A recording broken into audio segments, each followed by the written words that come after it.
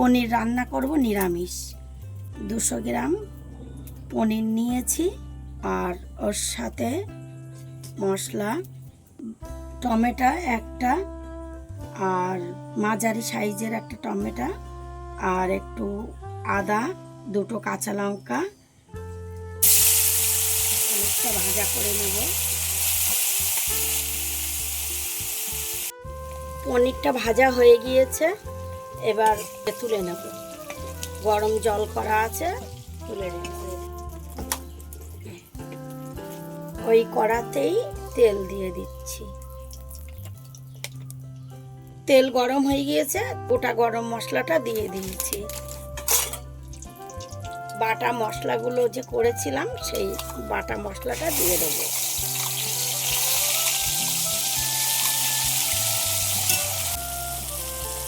মশলাগুলো গোটা যেগুলো দেখিয়েছিলাম সেগুলো মিক্সচারে আমি মশলা করে নিয়েছি।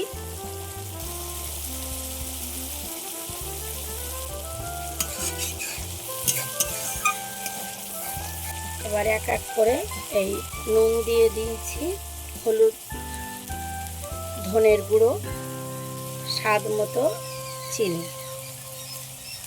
এবার এটারে ভালো করে নাড়তে হবে।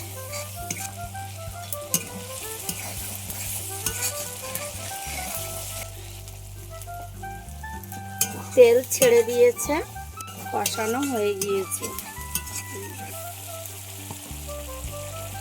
জল দেব।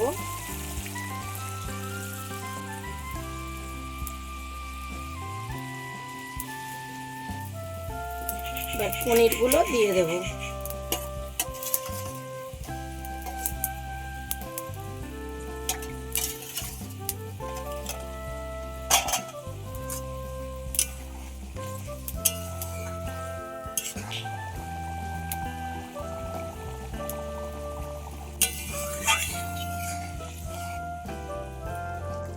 পনিরটা রান্না হয়ে গিয়েছে, এবার নামিয়ে নেব।